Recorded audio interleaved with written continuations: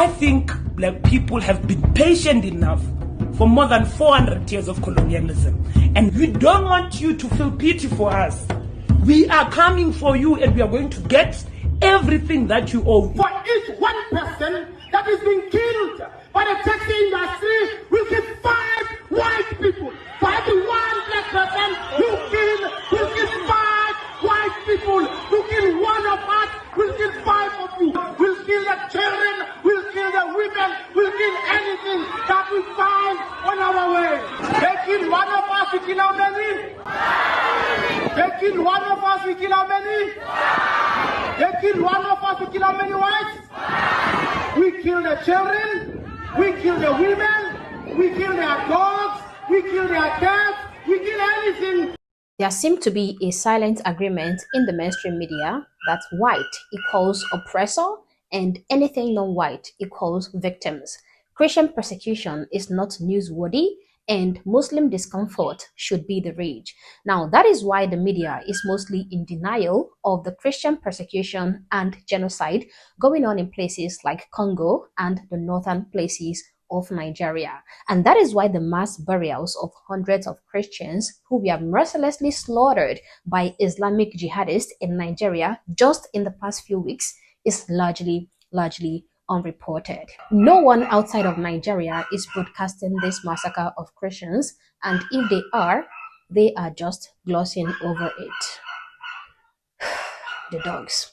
In fact, when some independent media outlets like myself try to expose the silent genocide of Christians at the hands of these Islamic genociders in places like Nigeria, a greater majority of the media, including Wikipedia and even this platform, discredit these reports with dishonest community notes, denying the genocide or outrightly censoring and demonetizing our videos. There is a reason why Free Palestine has become a world slogan, a worldwide chant, but 80% of the world are not even aware of the tragedy being dealt out to innocent Christians in Congo. That same reason is exactly why nobody is talking about the massacre of Afrikaners in South Africa, why the mainstream media have refused to acknowledge the silent genocide going on in South Africa, the slow but systematic extermination of white South Africans by black South Africans. Honestly, the media don't want you to know about this taboo situation, but don't worry guys, I am going to blow the lid of the story once again. Hey guys, my name is Modi and welcome back to Modi Speaks. Guys, I'm very much aware that you don't know about this and I don't blame you at all because that is how the media wants it to be. But there is something going on in South Africa that you need to know about. White South Africans are gradually being killed by their black neighbors and the mainstream media don't want you to know about this. I have made some videos about this particular situation, about the plight of white South Africans in South Africa before. You can go check it out on my channel. The videos are surely there. They are right here on this channel. But I want you to take a look at this fresh video from this black South African woman who has something to say to white South Africans who are the Afrikaners or the Boers. Take a look. We have to fight in order to attain freedom as the black majority in this country. And the fight has to be located in taking back the land and expropriating back into the people, in seizing the means of production and expropriating everything, or rather redistributing everything equally. And a society that would embody a value system that puts black people first will have to be attained through confrontation, unfortunately, because our people have waited for so long, right? We've waited for so long, peaceful, and nothing is happening in terms of changing our lived experience, right? In fact, the settlers know that very well. So we are already at war. Well, our people are at war in farms now. White people and persons like Breitenbach are land thieves and they have no stake to this society, and the black majority understands that, and we will respond accordingly. I think black people have been patient enough for more than 400 years of colonialism. And we don't want you to feel pity for us. We are coming for you and we are going to get everything that you own. So this black woman is making direct threats to white South African farmers. She says black people have been patient enough for more than 400 years. She says they are coming for the Afrikaners and that they are going to take everything that the Afrikaners own. She claims they are no longer begging or talking or using diplomatic means to get the land back. They are going to do everything needed. This is a big threat from my point of view. And this is also why we have seen an increase in the death of white South Africans, especially the white farmers in South Africa. If you check the population of white South Africans down from the days of apartheid to this day, you would know that there has been a sharp decrease in their numbers, continuing right up to 2026. There is a place called Plasmodia, I think, where you have so many graves of white South Africans who were massacred.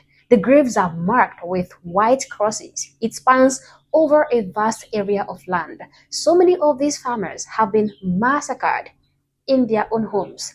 It is so gruesome. It is a very gruesome sight to witness, guys. We have seen videos of people like Julius Malema calling out and demanding that ordinary black South African citizens should take up arms and kill the farmer.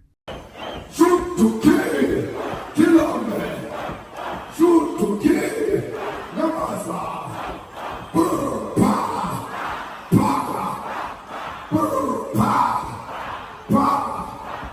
Kill the poor, the farmer. Kill the poor, the farmer. I repeat, kill the poor, the farmer. Kill the poor, the farmer. He makes a chant, a song where he says, kill the Boer, kill the farmer. And the black South Afrikaners are taking this advice. They are taking this chant to heart. And they are killing the Boer and killing the farmers. And yes, nothing has been done to people like Julius Malema. If anything, the government of South Africa even gives these people the freedom to chant this deadly song against white South Africans, claiming that this song is just a struggle song, nothing more. It's unchanged. I mean, that thing is a chant. It's a chant. It was a chant during the days of struggle. And chants of that kind in our tradition, in the African tradition, you don't take it literally. At the TRC, to illustrate the point, I sang the song, it's a chant, so you sing, you don't mean that. You don't mean I'll never go to Zululand because my mother died there. It's a chant. It's when you say kill the farmer, kill the boy, whoever. The ANC policy was forever against the killing of civilians. You chant, kill the boy, kill the farmer. There's no MK soldier who's going to go and kill a farmer. A boy, kill a farmer. No. It's a chant to motivate people. It was never taken literally. So when you have a government that is in fact encouraging people like powerful politicians with a lot of influence on black South Africans to keep stoking the fires of white genocide by chanting, kill the Boer, kill the farmer, they are only giving the black citizens the go-ahead order to do whatever they want to these white South Africans. And that is why we are seeing the open and unveiled aggression and hatred toward the Afrikaners. Check out what this black South African man said. He said, we need to unite as black people. There are less than 5 million whites in South Africa versus 45 million of us. We can kill all these whites within 2 weeks. We have the army and the police. If those who are killing the farmers can do it, what are you waiting for? Should the Boer kill the farmer? I am not surprised at all because their politicians who have even said worse are encouraging them to kill the Boers. which simply translates to kill white South Africans. Julius Malema, the leader of the EFF political party, have been encouraging black South Africans to go out and murder white South Africans. So I am not surprised. In some of the rallies being conducted by the EFF political party, you can see some black South Africans carrying sticks with bloody white doll heads hanging on these sticks. Of course, these heads are not real human heads. They are just a caricature of white people's head, but it shows exactly what they plan to do, which is to chop off the heads of these white South Africans. Guys, I think it is also very important to inform you that the land in South Africa does not belong to black South Africans.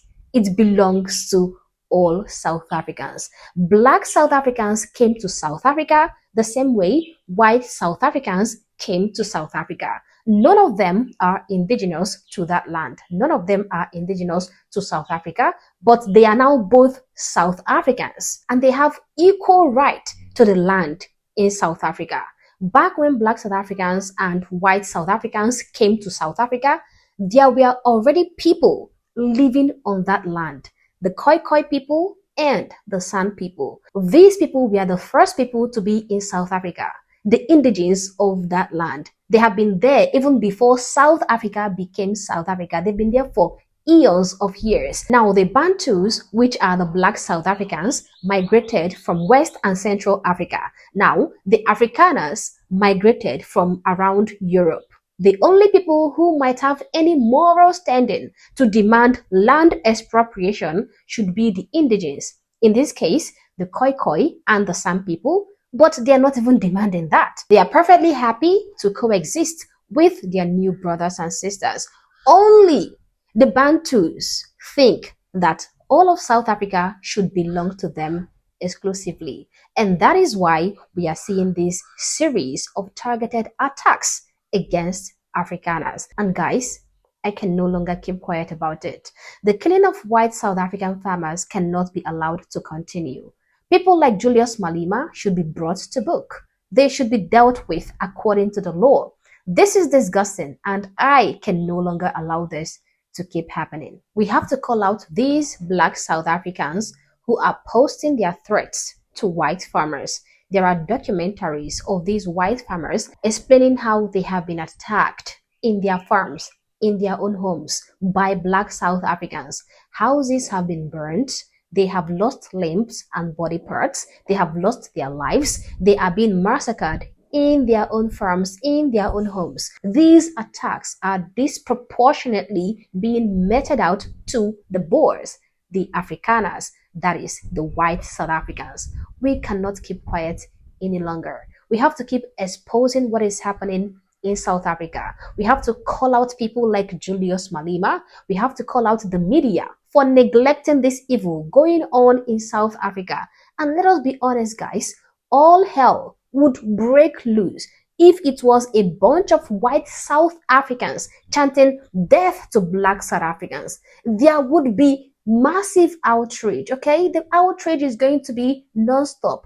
Every channel, every government, every celebrity would be screaming. But when it is the white farmers being threatened and killed, it is all crickets. I refuse to do that. We don't have to wait until the very last white person in South Africa is killed before we can speak out against what is happening. Even though the numbers may seem small compared to the overall murder rate in South Africa, because that country has, essentially became a war zone, every single innocent life matters. Full stop. I speak in favor of human life. I speak in favor of these white South African farmers who are under extreme threat. I call out these people who are staging these rallies in South Africa, chanting death to the Boer, death to the farmer. This has to stop. The media's selective outrage is exposing them, guys. The double standard is crystal clear. If you value truth, if you value justice, if you value every human being regardless of skin color, then please, I urge you to share this video, speak up, and demand the same protection and coverage for every victim, whether they are Christians in Nigeria, whether they are Christians in Congo, whether they are Persians in Iran, whether they are farmers, white South African farmers in South Africa. But as always, guys, these are my thoughts and my opinions. Please feel free to share yours in the comment section below, but do so respectfully. Also, if you're not subscribed to this channel, honestly, I don't know what you're waiting for. Subscribe to the channel, like and share this video to keep people informed, and consider joining my membership or supporting the channel in any way that you can. Thank you for watching this video, and I hope to catch you on the next one. For now, peace.